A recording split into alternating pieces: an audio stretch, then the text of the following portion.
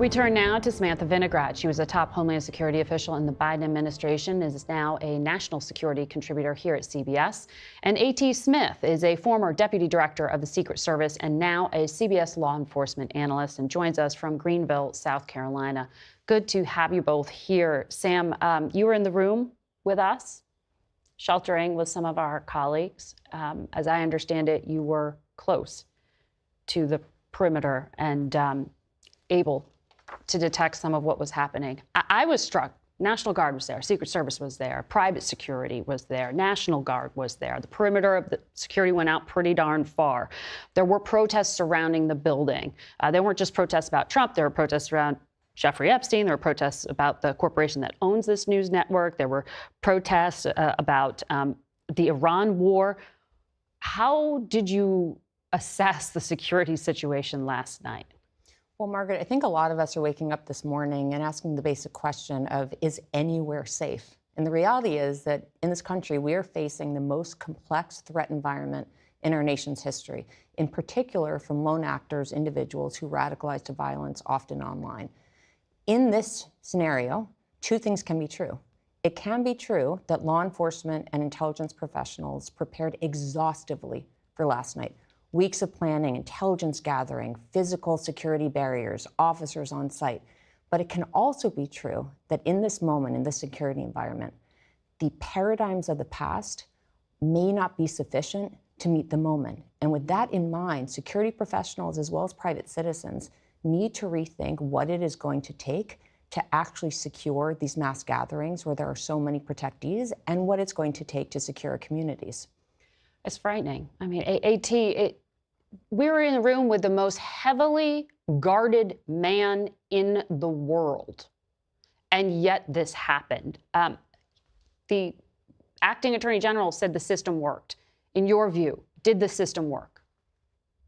The system did work in terms of what the Secret Service trains to do every day when it comes to covering and evacuating a protectee. And as you saw, the security plan there had the scenario where the president and the vice president exited different ways. They exited in different ways than the normal folks had come into the gathering. Having said that, the Secret Service, as I've said many times, no one is more critical of themselves than the Secret Service. So they're going to have to look at this very diligently in terms of this individual, how he was able to run that magnetometer as he did and get as close as he did with two firearms. That is not acceptable, and they will have to try to figure that part out and see what the intelligence and the investigation is going to bring in terms of what this individual's history was. And then, as you said earlier, Margaret, try to figure out exactly how he got those guns into the hotel. Did he avoid, as you said, taking an airplane to get there, and by using a train and so forth, was able to secrete them in some way and get them there. So it's a tough thing. The Secret Service was very successful in how they did that. And as Sam said, the perimeter around the hotel was exhaustive. But again, anytime you have a breach like this, you've just got to address it and be your worst, critic. A.T., I was speaking with some of our producers before the program. Many of us have traveled with the president in the past, and past presidents and other high-level officials. When the president goes overseas, or the vice president, they typically take over an entire hotel. Secret Service really locks the place down. That didn't happen last night here on U.S. soil. Is that the kind of thing we're going to start seeing, that it'll be more sort of like an Israeli model? You may have to, particularly. It's difficult because you have obviously a hotel that's open to the public. They have other guests that are unassociated with the event last night, and they are going to have to take a hard look at how you maybe screen those guests coming in. It's very hard to necessarily know everything about everybody that's there, but probably one safety scenario would be what you just said, to more or less lock down the hotel. We don't normally do that in the United States, and usually the Secret Service is very successful at coordinating and sort of corralling that area, like the ballroom that's going to be used for the event, and making it secure. But again, they'll have to take a look at that.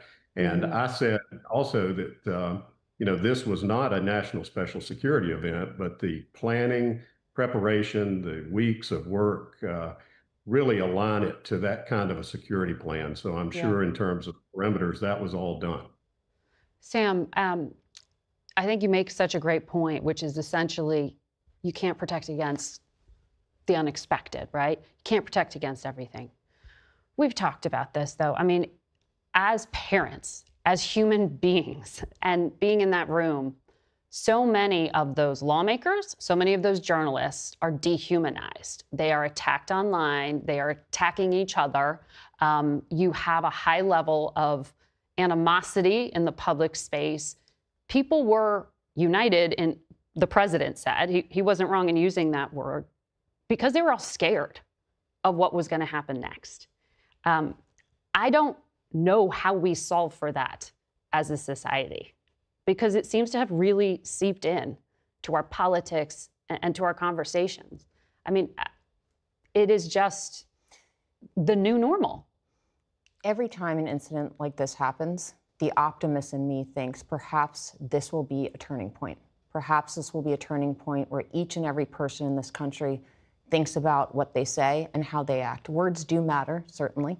At the same time, whenever an incident like this happens, and I say this, Margaret, as a mother and as a security professional, I hope that it is also a wake-up call to law enforcement professionals to rethink whether additional steps are needed, like perhaps screening guests coming into a public venue at a mass gathering with a lot of protectees, but that it is also a wake-up call to every person in this country to understand that they have a role to play in our homeland security. While law enforcement looks at whether additional protocols are needed at various sites, every viewer, every person in this country needs to say something when they see something.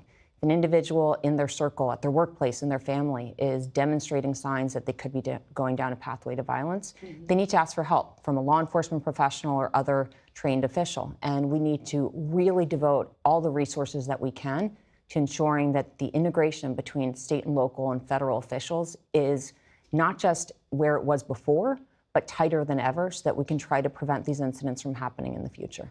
Sam, I'm glad you're safe. I'm glad you're with us. AT, thank you very much for your insights.